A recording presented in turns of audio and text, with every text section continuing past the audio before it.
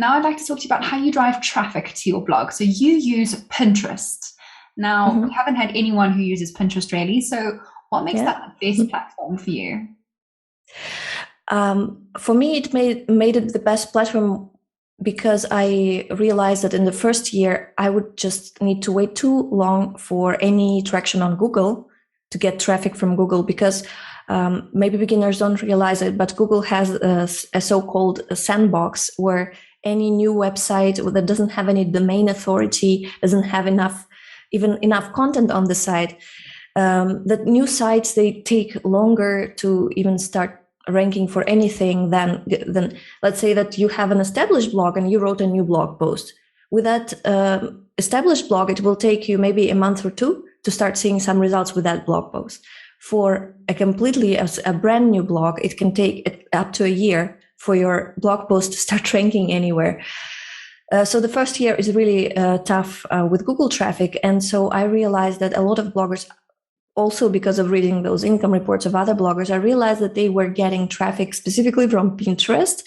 And so I tried to see if it worked for me, because I was blogging about personal finance. I was completely lost in what kind of niche I wanted. And so I started in personal finance, and then I saw that bloggers on Pinterest were getting a lot of traffic from topics like food, like home decor, things like that. Mm.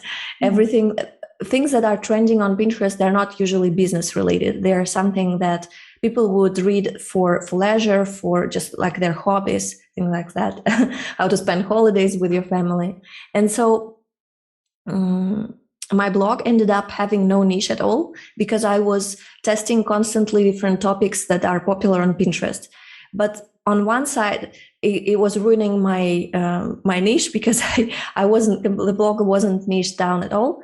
But at the same time, I started seeing a lot of traffic from Pinterest, and that allowed me to actually get accepted to Mediavine, because you need a lot of traffic. At that time, it was 25,000 monthly sessions, but now they even increased it to about a year ago, they increased it to 50,000 sessions, the minimum requirement. So with Google, I wouldn't be able to get to that level of traffic in a year. I would be just still waiting, maybe would be getting like 1,000 maximum of visitors. So that's how I think Pinterest became such an important platform for me, and I saw the same happening to other bloggers. Uh, you cannot focus only on Pinterest forever, because at some point Pinterest also can have an update. It has more like a social platform, social media. It's in the middle between social media and search engine. And many of these social media platforms, they have this something called spam cleanups, when they block accounts, suspend accounts. And it just happens that on Pinterest it can happen quite often. Like to my blog, it happened about twice in 4 years. Uh, Luckily, since I wasn't a real spammy website, it just took me about a week to get my account back, emailing back and forth with Pinterest support. But it can happen, so you cannot only rely on Pinterest as a traffic source, but it can be a really good boost for your traffic in the first year, for sure, when you're a beginner. I think that's a great place. And like you said, it is an interesting platform because it's somewhere between a social media platform and a search engine, and it's Mm-hmm. based, but then you can click through to blog posts and articles that are more. Yeah. I didn't explain that how it actually works, because maybe some of our viewers don't even know how it works. So you create images. They have to be vertical because most of the people are on mobile devices, and they are pretty much images usually with the title of what your content is about. And then if someone clicks on that image, they go straight to your site. They also have video pins, and with video pins, it's not so straightforward. You have to click a few more times to get to the point to visit your site. And they also added something called idea pins. That's the most recent format. That is like a copy of stories on Instagram.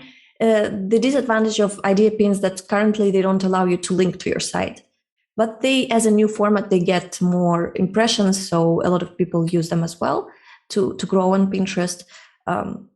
So if you are a beginner, you can do all three formats and make a mix of them. And this, probably Pinterest can work in most of the niches, I would say, that are targeting women, because about 70% of the platform is female audience. So it works best for niches where women are the biggest audience. So I would say if you're selling some clothes fashion for men, it's not so great, or automobile, like something technical, very technical, that only men would. I don't want to say that women aren't interested in technical topics, but Pinterest is just not a place for that kind of very serious type of content. Yeah. For that type of content, I think that Google traffic works better.